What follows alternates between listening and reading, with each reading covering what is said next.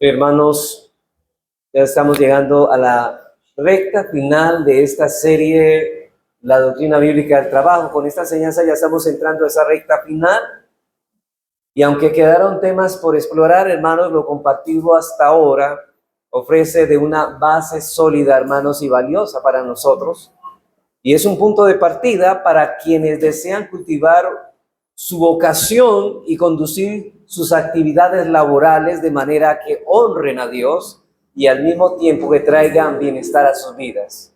Deseamos, sí, que Dios sea glorificado por lo que aplicamos de estas enseñanzas, pero anhelamos que también nuestras vidas se edifiquen y Dios se glorifique. Así que pasamos ahora a nuestros dos últimos asuntos del contenido del contentamiento en el ámbito de los negocios. Tratemos uno en esta tarde, hermanos. Ya yo sé que nos quedan 2 puntos, vamos a tratar uno. Próximo domingo trataremos otro punto y con ese punto terminamos. Así que hoy prácticamente estamos llegando a la conclusión. Ya hemos explicado lo que significa el contentamiento cristiano y entendimos que no se trata de una simple resignación ni de escapar de la realidad.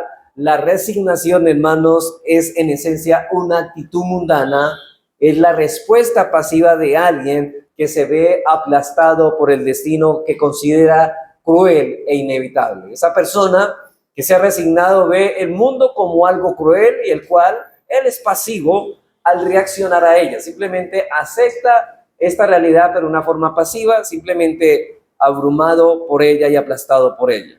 Sin embargo, como nos enseña el apóstol Pablo en el pasaje que estamos estudiando, él no aprendió a resignarse, sino a algo muy diferente. Y él afirma: he aprendido a contentarme cualquiera que sea mi situación.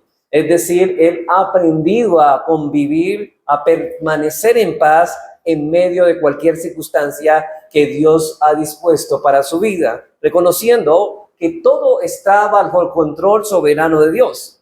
Y aunque Pablo experimentó un profundo gozo de recibir, hermanos, la ofrenda enviada por los hermanos de Filipo, su gozo no estaba condicionado por este gesto. Su bienestar no dependía de las circunstancias externas, de la cual ustedes saben que estaba encarcelado en una ciudad, parece que en Roma, y ya llevaba casi más de 4 años.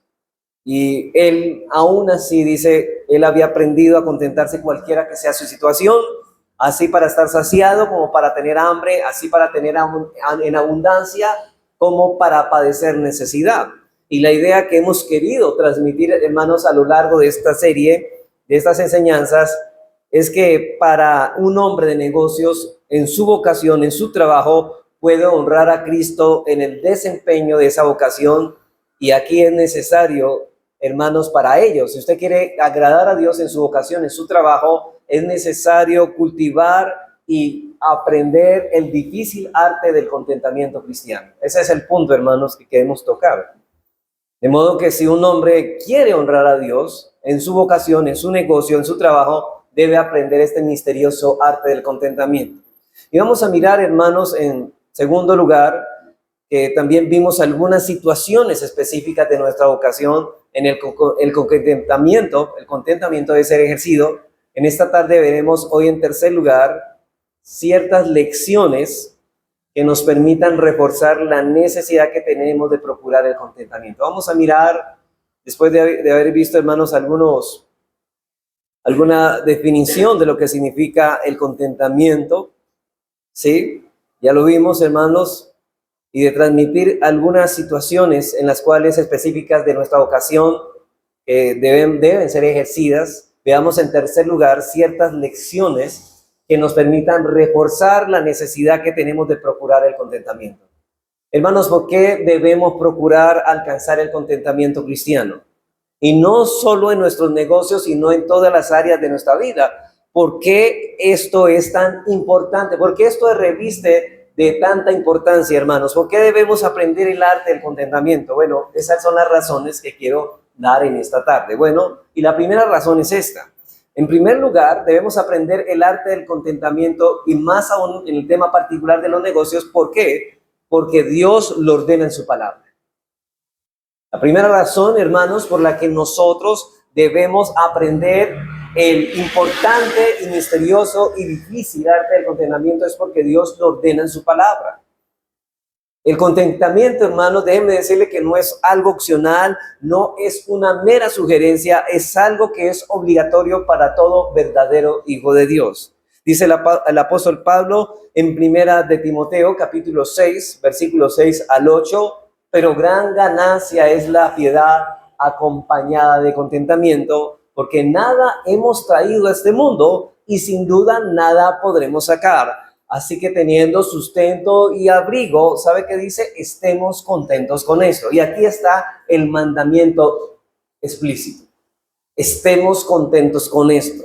Nos enseña, nos requiere, nos demanda a que aprendamos a contentarnos con la porción que el Señor nos ha enviado. Si usted tiene sustento y usted tiene abrigo, hermano, Dios le manda que debes estar contento con ello. ¿Y por qué? Dice el versículo 9. Porque los que quieren enriquecerse caen en tentación y lazo y en muchas codicias necias y dañosas que hunden a los hombres en destrucción y perdición, porque la raíz de todos los males es el amor al dinero, el cual codiciando algunos, ¿sabe qué pasó? Se extraviaron de la fe y fueron traspasados por muchos dolores. Versículo 11, mas tú, hombre de Dios, huye de estas cosas.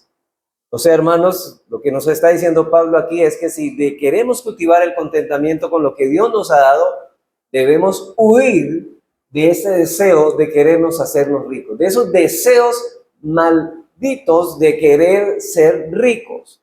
Y la causa de los males que el apóstol menciona aquí no son las riquezas, sino un inmoderado deseo de tenerlas, una motivación impura, aun cuando la persona sea pobre. Él dice, porque los que quieren enriquecerse y lo que condena es el deseo de ser rico. Como habíamos dicho en otras enseñanzas, hermanos, ser rico no es pecado, querer serlo sí es pecado. Dice Dios en su palabra, huye de querer ser rico y procura el contentamiento. Y algo que podemos extraer de este texto, hermanos, es que no se puede buscar estas dos cosas al mismo tiempo. No se puede ir detrás del contentamiento y al mismo tiempo detrás de las riquezas. Tenemos que decidir o una vida llena de sufrimientos y angustias buscando riquezas, o una vida, hermanos, de contentamiento estando agradecido por lo que Dios nos ha dado. Y no se pueden, hermano, las dos cosas al mismo tiempo. No se puede. Usted busca una, estarse contento con lo que tiene, o los deseos por las riquezas, lo cual es pecaminoso. Y si Dios, hermano, y ahora yo no quiero, hermanos, de que esto nos vuelva ociosos en el trabajo, no, si, hermanos, si en su bondad Dios quiere darnos riquezas, también disfrútalas. Y dele gracias a Dios por ello, porque ser rico no es pecado. Pero buscar y codiciar la riqueza sí lo es, hermano. Ese es el punto. Ser rico no es pecado, pero querer ser rico sí lo es. Tener seguridad más en una cuenta bancaria, hermanos, que en Dios es negar a Dios. Hermano, nuestra vida no debe depender y confiar de tener una cuenta en un banco.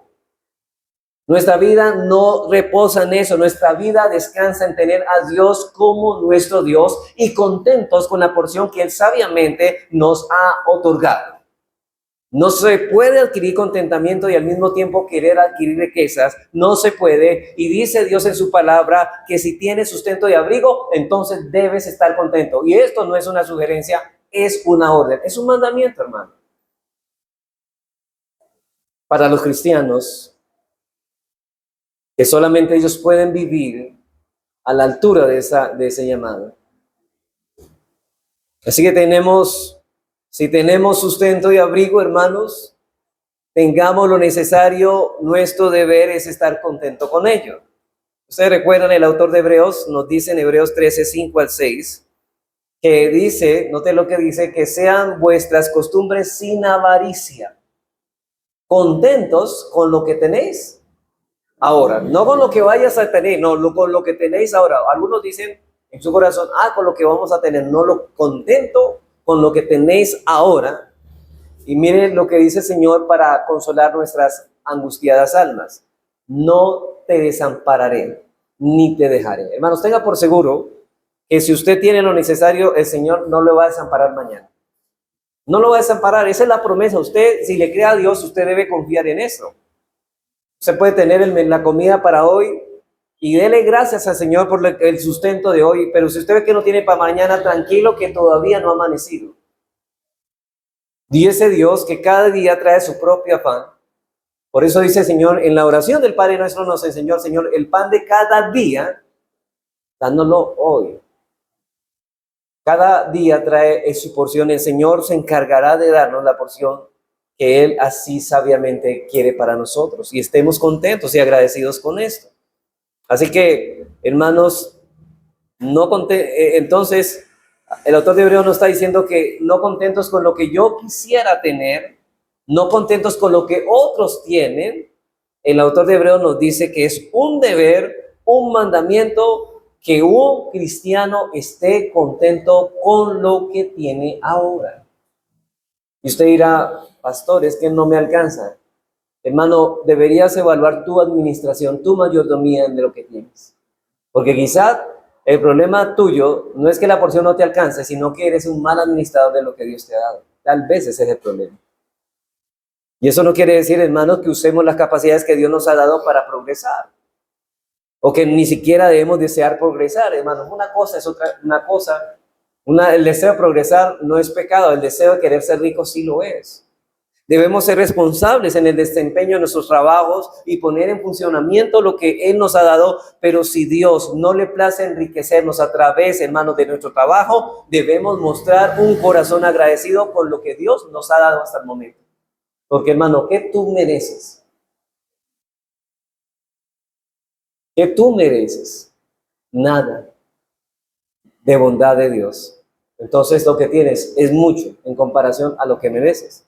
Y si Dios quiere enriquecerte a través de nuestro trabajo, debemos tener un corazón agradecido con lo que Él nos ha dado y disfrutaremos de eso. Pero recuerda, hermano, lo que vimos esta mañana, si Dios te ha dado, también debes pensar en las necesidades de otros. Hermanos, si estamos utilizando con fidelidad los talentos que Dios nos ha confiado, siendo responsables en nuestra vocación y actuando con sabiduría, sin que nuestra conciencia nos acuse de negligencia ni imprudencia, y habiendo buscado el consejo adecuado, entonces, aunque no veamos frutos económicos, enfrentaremos las dificultades con paz interior. Confiamos, hermanos, en que Dios en su providencia y Dios nos ha situado exactamente donde quiere que estemos, que incluso en medio de la escasez, su propósito sigue obrando en nosotros.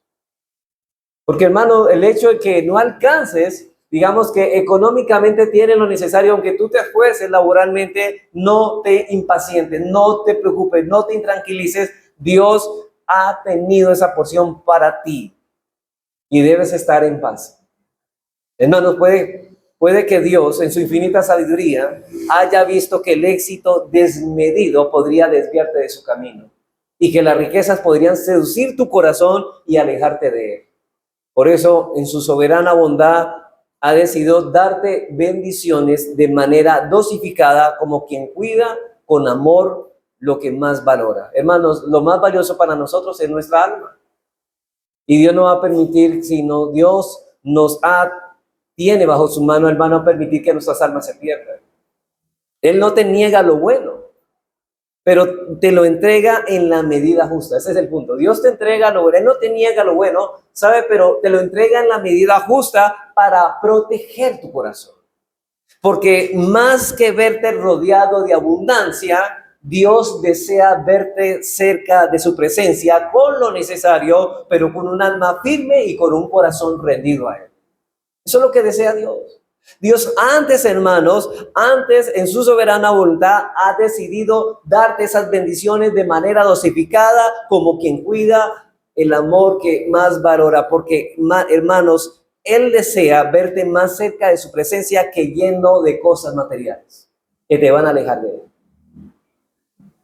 Él no te niega lo bueno y es nuestro deber procurar fervientemente, hermanos, alcanzar esa disposición que Pablo pudo alcanzar en su interior, de contentarse cualquiera que sea su situación. ¿Sabe por qué? Porque Dios lo ordena en su palabra. ¿Por qué debemos aprender el arte del contentamiento, hermanos? Porque Dios lo ordena. Punto. Si decimos ser creyentes, si decimos habernos negados a nosotros mismos para seguir la voluntad de Dios, este argumento debe ser suficiente para nuestras conciencias. Bien, hermanos, habiendo visto que la primera lección para reforzar la necesidad que tenemos de procurar el contentamiento es que debemos aprenderlo porque Dios lo ordena en su palabra. Vamos a hacer nuestra segunda razón. Segunda razón, porque el descontento contradice la voluntad providencial de Dios y nuestras propias oraciones. En segundo lugar, hermanos, ¿por qué nosotros debemos cultivar el arte del contentamiento? ¿Por qué debemos aprender a estar contentos con lo que tenemos? Porque el descontento contradice la voluntad providencial de Dios y nuestras propias oraciones. Hermanos, la Escritura nos enseña que Dios es soberano sobre toda su creación. Él dirige con autoridad perfecta cada aspecto del universo, incluyendo nuestras vidas y todo lo que nos rodea, Él lo controla. También sabemos que por esa misma palabra que Dios es infinitamente sabio, justo y bueno. Y todo lo que Él ordena está en perfecta armonía con su carácter santo, aunque a veces sus decisiones no coincidan con nuestros deseos o expectativas. Porque el Señor, hermanos, muchas veces va a ser su voluntad, va a ser siempre su voluntad, pero no siempre su voluntad va a estar de acuerdo con nuestros caprichos, con nuestros deseos, no, hermano, o con nuestras expectativas. Nosotros esperamos que las cosas nos salieran de un modo y nos salieron de otra, pero debes descansar en que eso es lo que Dios ha planificado para ti y debes estar agradecido. Sin embargo, hermanos, podemos confiar plenamente en cada cosa que Él permite o dispone porque está guiada por su infinito amor, por su bondad y sabiduría, incluso cuando no lo comprendamos del todo. Porque hay muchas cosas que no vamos a entender, hermanos. ¿Cómo es posible, hermanos? Nosotros a veces pensamos que estar sano o salubre es mejor que estar enfermo. Y oramos y no pasa nada. Y si sigues enfermo, porque la voluntad de Dios es que estés enfermo. Y precisamente, hermanos, dale gracias a Dios, no por la enfermedad, sino en medio de la enfermedad, porque Dios está obrando para tu bien. Detengámonos a pensar, hermanos, y de esto debíamos meditar, detengámonos por unos momentos a pensar. ¿Acaso sería sensato esperar que Dios modifique sus propósitos eternos para sujetarse a los caprichos de nuestro corazón marcados por la necedad y la corrupción? Imagínense eso, hermanos. Que Dios refrenara todo su plan y dijera, bueno, ahora no voy a hacer mi plan, voy a ceder a los caprichos de mis criaturas. Podríamos imaginar que el Creador, cuya sabiduría y bondad son infinitas, abandonen el diseño perfecto que Él estableció desde la eternidad para complacer nuestros deseos egoístas. Sería coherente que el Señor, quien ha ordenado con precisión todas las leyes que rigen el universo, las quebrante simplemente por seguir los impulsos de la voluntad humana inclinada al mal. No, hermanos. Dios permanece fiel a su carácter y todo lo que hace está guiado por su perfección, no por pasiones desordenadas como nosotros lo hacemos. De hecho, hermanos, muchos quieren que supla sus caprichos. Hay muchos hermanos que no se dan cuenta que el engañoso corazón le está dominando y ellos piensan que están haciendo lo correcto. Hermanos, nosotros no somos el centro del universo.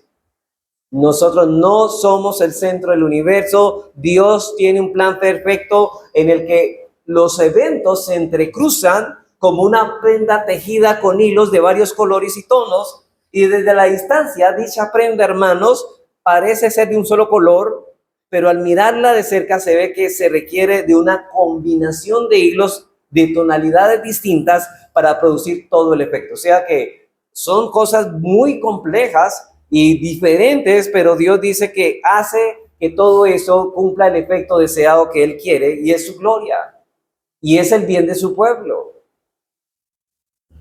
El observador casual, hermano, no se fija en los hilos, sino que mira y aprecia el efecto general de la prenda. Yo no sé si ustedes han mirado aquellas camisas que tienen una tela muy rara, y si usted de lejos la vi como un color lila, Pero si usted se acerca más y se acerca más, ve que la camisa en realidad no es lila, sino que tiene cuadritos azules, otros rojos, otros naranjas, pero de lejos todos esos colores complementarios dan un solo fondo.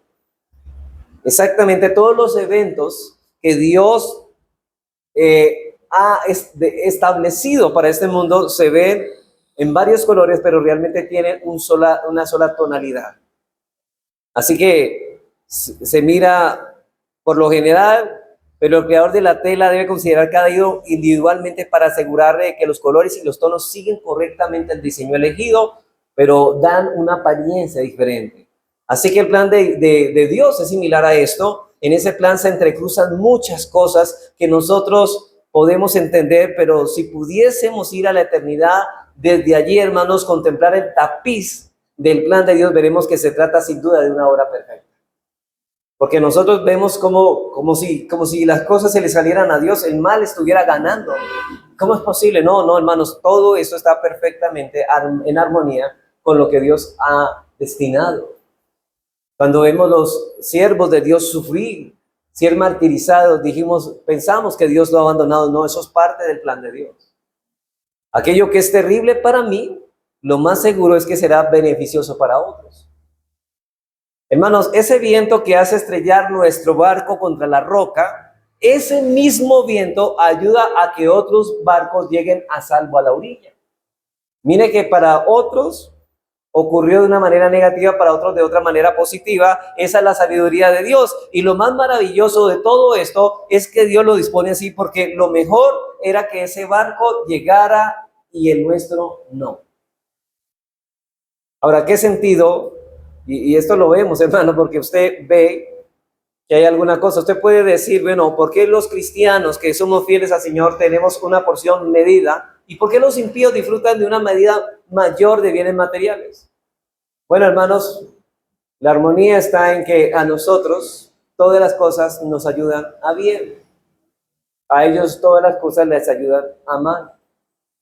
Aunque parezca que a ellos les estuviera yendo bien porque tienen más cosas, no, realmente no están tan bien. Y nosotros parece que estuviéramos mal, estamos bien. Ese es el plan de Dios que a veces no lo podemos comprender en todo esto. Y ahora me pregunto, hermanos, entonces, ¿qué sentido, hermanos, tiene que murmuremos contra Dios? No pedimos a Dios en oración que Él haga su voluntad, hermanos, y precisamente es lo que está haciendo. ¿Y usted por qué está murmurando entonces de Él? Y si esto es así, ¿por qué confiamos que Dios hace su voluntad y ese plan es perfecto, ese plan es sabio? Nosotros oramos a Dios, hágase su voluntad, reconociendo que Él es soberano sobre nuestras vidas. Entonces, ¿por qué nos enojamos cuando Dios contesta nuestras oraciones de esa manera? Entonces, ¿por qué nos enojamos de que Dios conteste nuestras oraciones? Hermano, ¿no estás deseando que Dios haga su voluntad? Entonces, ¿por qué te quejas? Las cosas que están pasando en nuestra vida son conforme a su voluntad. Y nosotros estamos pidiendo, Señor, haz tu voluntad, porque Él sabe lo que está haciendo. Hermano, nosotros no sabemos lo que está haciendo. Lo que nosotros hacemos más bien. Pero, de hecho, no sabemos qué es lo mejor para nosotros. Nosotros no lo sabemos. Por eso Pablo en Romanos 8:26 dice, orar como conviene. No lo sabemos, ni siquiera sabemos qué es lo mejor para nosotros. Hermanos, ¿qué tal, hermanos? Y Dios nos guarde eso, que Dios nos concediera todo lo que pidiéramos.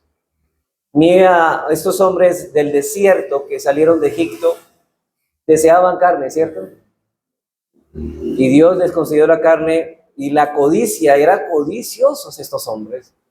Y Dios les respondió, sí, pero para su propia condenación. Porque estos hombres mismos fueron, por su codicia, llevados vivos al infierno.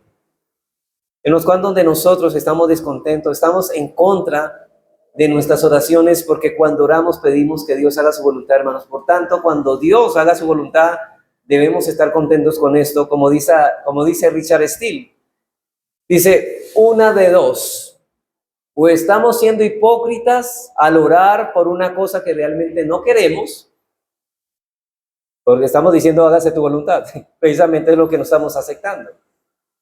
Entonces sigue diciendo él, al decirle a Dios que haga su voluntad, o estamos manifestando nuestra necedad al contradecir lo mismo que estamos pidiendo. Hermanos, esto es de necios, porque usted está pidiendo algo que usted quiere y después no lo acepta.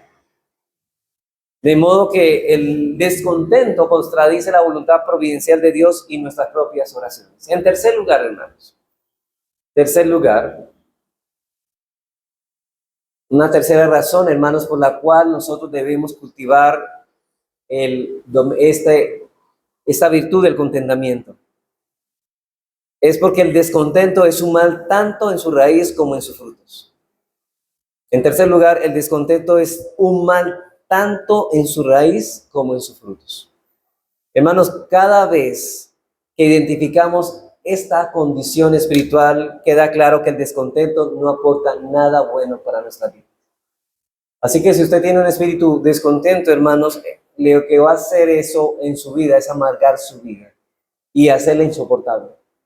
Si examinamos su origen, descubrimos que brotan de raíces. El descontento brotan de raíces del orgullo. ¿Sabe por qué? Porque esa persona piensa que toda la vida se lo debe a él. Por la envidia, porque dice, es que esa persona no debe tener lo que yo no tengo. Si yo no lo tengo, él tampoco debería tenerlo. Esos son los sentimientos y esos son las raíces del descontento. Otro es la falta de confianza a Dios. O también la ingratitud por lo que ya hemos recibido. Y si seguimos su curso hasta sus consecuencias, veremos, hermanos, que el descontento nos debilita espiritualmente. Una persona que vive descontenta con lo que tiene espiritualmente se debilita, hermanos. Eso es inevitable. Nos impide cumplir con fidelidad nuestros deberes y nos roba el gozo de los tesoros celestiales que tenemos en Cristo. En lugar, hermanos, de poder disfrutar esa vida nueva que Él nos ha dado, el corazón descontento, hermanos, se cierra a las bendiciones divinas y pierde la capacidad de deleitarse en ellas. Hermano, por estar amargándose y pidiendo cosas que no tiene, no disfruta las que sí tiene. Cristo dice en Juan 10:10, yo he venido para que tengan vida y para que la tengan en abundancia. Hermanos, el corazón descontento es incapaz de experimentar el gozo verdadero. No puede saborear la paz ni encontrar el deleite en Dios porque su mirada está nublada. ¿Sabe por qué? Por la insatisfacción.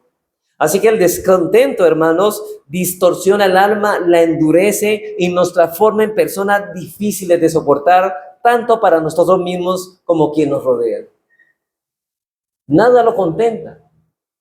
Es una condición que roba la dulzura de la vida espiritual y nos aleja del disfrute pleno de las bendiciones divinas.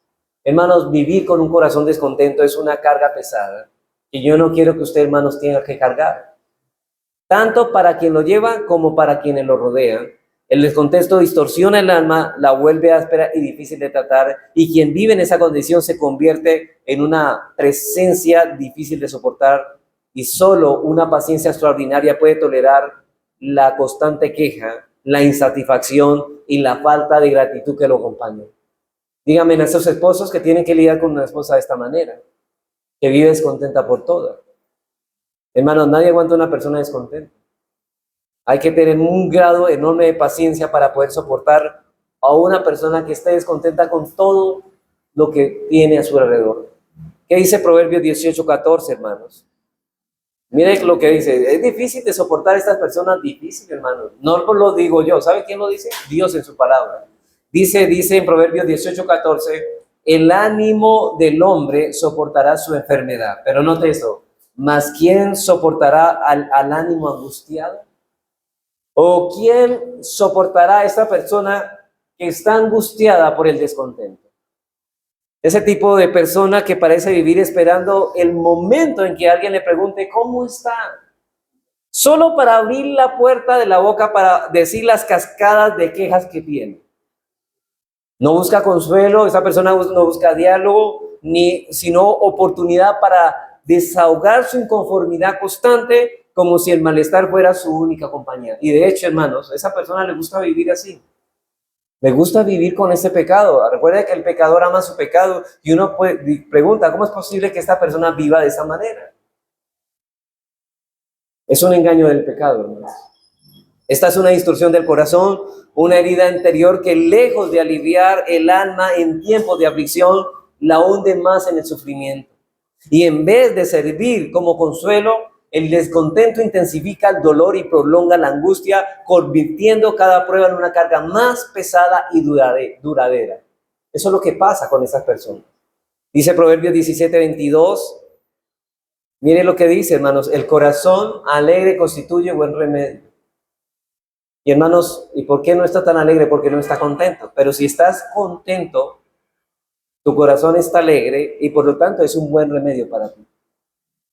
Pero dice aquí, más el espíritu triste, ¿qué hace? Seca los huesos. Y sabemos, hermanos, que hay personas que se enferman por la amargura de su corazón porque están descontentos de todo. Hay personas que dicen, bueno, por lo menos déjame quejarme para poder desahogar mis penas, desahogar mis sufrimientos. Pero el texto dice que el corazón alegre en medio de la enfermedad, en medio de la aflicción, constituye un buen remedio, mas el espíritu triste seca los huesos. El estar descontento no nos ayudará en nada excepto a alargar el sufrimiento y hacerlo más profundo. Por cierto, hermano, el descontento suele ser la puerta de entrada al pecado. Lo vemos claramente en el relato de Eva, ¿cierto? Oiga, uno pregunta, hermanos, ¿cómo es posible que Eva estuviera descontenta cuando tenía todos los árboles del huerto a su disposición? ¿Qué le faltaba? Nada. Si ella hubiese estado plenamente satisfecha con todo lo que Dios le había provisto en el huerto, no habría sentido necesidad de buscar algo más. Y otra vez las mujeres, ¿no? Más descontentas, aquí comenzaron por eso la tendencia de la mujer al descontento. Ella tenía abundancia, tenía comunión con Dios, un hombre guapo como Adán, pero el enemigo, hermanos, sembró en el corazón la idea de que le faltaba algo, que su situación era injusta y que Dios le estaba negando algo bueno. Y esa semilla de insatisfacción fue el inicio de su caída. Y lo más inquietante, hermanos, es que Satanás sigue usando la misma estrategia de Job. Antes de llevarnos al pecado, primero lo lleva al terreno del descontento, haciéndonos creer que lo que Dios nos ha dado no es suficiente para vivir. Y comenzamos a amargarnos. Pero es bueno, si yo soy cristiano, ¿por qué tengo que vivir con este poquito? No, hermanos, precisamente ahí es donde comienzas a amargarte y te enfermas. Y peor el caso, porque la plata se va a ir en medicamentos y todo esto por tu enfermedad. Por eso, hermanos, es muy difícil que un creyente peque deliberadamente porque él está contento con su situación, hermanos. Él no se va a ir por el camino del pecado porque el camino, ¿sabe que él sabe que el camino de la santidad es deleitoso para él? Quien ha aprendido a disfrutar de la voluntad de Dios encuentra en la santidad un gozo profundo y no siente necesidad de buscar satisfacción fuera de ella. Hermanos, de hecho, ¿sabe qué? Busque al ser más feliz sobre esta tierra, es el ser más santo. ¿Sabe por qué Dios es eterna y perfectamente feliz? Porque es perfectamente santo. Si usted quiere ser feliz, sea santo. Sea santo en toda la manera de usted vivir. Pero Satanás quiere hacernos creer, hermanos, que el camino de la santidad no es tan dulce, ¿cierto? Que Dios nos está privando de algo mejor, que Él es una aguafiesta universal, y Satanás procurará llevarnos al descontento para que de esta manera inducirnos al pecado que nos llevará a hundirnos más en la angustia y la desolación. ¿Cuántos jóvenes, hermanos, el diablo les ha hecho creer eso? Y no solamente los jóvenes, muchos adultos. Y la primera lección para reforzar la necesidad que tenemos de procurar el contentamiento es que debemos aprender, ¿sabe por qué? Porque Dios lo ordena en su palabra. En segundo lugar, porque el descontento contradice la voluntad providencial de Dios y en nuestras propias oraciones. En tercer lugar, el descontento es un mal tanto en su raíz como en sus frutos. Y en cuarto y último lugar, porque la falta de contentamiento es deshonroso para un creyente. En cuarto lugar, porque la falta de contentamiento es deshonroso, es ignominioso para un creyente.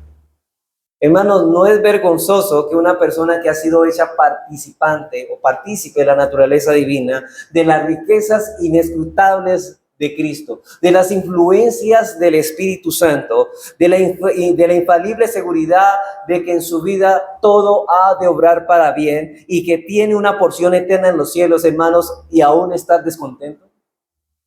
Eso es incoherente. ¿Acaso no es vergonzoso eso, hermanos? Si nosotros estamos sentados en lugares celestiales en Cristo, y Dios nos ha bendecido con toda bendición espiritual en los lugares celestiales, hermanos, ¿hay lugar para estar descontentos? Hermanos, eso es incoherente. De hecho, es vergonzoso. Si todo lo que hemos recibido de Dios, su gracia, sus promesas, la obra redentora de Cristo, no logra satisfacer nuestro corazón, entonces debemos admitir, hermanos, con mucha humildad, que el problema no está en lo que nos falta, sino en nuestra incapacidad para apreciar lo que ya se nos ha dado. Ese es el problema. El problema no está en lo que nos falta, sino que no sabemos apreciar todo lo que el Señor nos ha dado si tú eres cristiano. Hermanos, como decíamos anteriormente, el punto es que Dios, ya somos ricos, pero en este mundo nos va a dar dosificado esas riquezas. Pero recuerda, en la eternidad las vas a recibir todas. Y por la eternidad. Eso debería llenarnos más bien de contentamiento y de alegría y de saber, Dios, ya soy tan rico, pero tú me estás dando esas porciones por pequeñas dosis porque tú sabes que eso es lo mejor para mi alma mientras esté en este mundo. Pero sé que cuando estemos en la gloria disfrutaré de todas las riquezas y ahorita manifestaremos los hijos de Dios lo que ahora somos. Yo creo, hermanos, que cuando nosotros miramos la vida así, este mundo pierde su esplendor. Y nosotros decimos, miramos a un rico y decimos, ay, pobrecito, de lo único que tiene en este mundo es plata, no tiene nada más. ¿Y sabe por qué? Porque hemos entendido y hemos visto la vida con los ojos de la fe, mirando lo que está puesto delante de nosotros. No estamos mirando lo que hay aquí en el ahora. Hermanos, el verdadero conflicto no es la carencia, sino la falta de gratitud y reverencia por los dones eternos que fueron comprados a un precio altísimo, al precio de la sangre de Jesús. Allí, en esa indiferencia se revela la raíz del descontento. Por eso es que le digo, hermanos, eso es deshonroso, es vergonzoso que un cristiano esté triste, hermano. Hermanos, que un creyente, habiendo sido partícipe de los tesoros celestiales, de la gracia redentora, de la comunión del Espíritu Santo, viva con un corazón descontento, es profundamente lamentable, es una falta de reconocimiento hacia la obra gloriosa de Dios, una deshonra para el sacrificio de Cristo Jesús. ¿Sabe por qué? Porque todas las riquezas Él la compró en la cruz para nosotros. Y usted está descontento con esto. El descontento en quien ha recibido tanto no solo es impropio, sino que representa una actitud que contradice la grandeza del evangelio que esta persona profesa. Y si alguien reconoce, hermanos, en lo profundo de su corazón, bueno, he pecado al no mostrar contentamiento en la situación que Dios me ha permitido para mí. Y soy consciente, hermanos, de que esta actitud se ha vuelto un hábito. Tal vez diga usted en su corazón, la queja se ha convertido en una respuesta automática y me cuesta desprenderme de ella. Quizás usted haya visto eso en su vida, se está pecando contra eso, hermano. Sea honesto. Pero si usted le conoce esto, está dando un paso, hermano. Un paso importante para su restauración. Hay que reconocer que el descontento se ha arraigado como costumbre y es admitir que no se trata solo de una emoción pasajera, sino de una lucha espiritual, hermanos, que requiere de gracia, humildad, dependencia del Señor para ser vencida. Usted necesita, hermano, lo importante es que reconozca que ha pecado con esto. Así que todas estas razones, hermanos, ¿cuántas de ustedes en su corazón saben que han cometido ese pecado, que han avergonzado el evangelio, porque siempre están descontentos, hermano? Pero ahora nos preguntamos, ¿cómo puedo yo aprender el arte del contentamiento cristiano? Bueno, eso sí lo dejamos para nuestra próxima enseñanza. Este punto lo estaremos tratando y vamos a mirar las instrucciones requeridas para alcanzar el contentamiento. Vamos a orar, hermanos.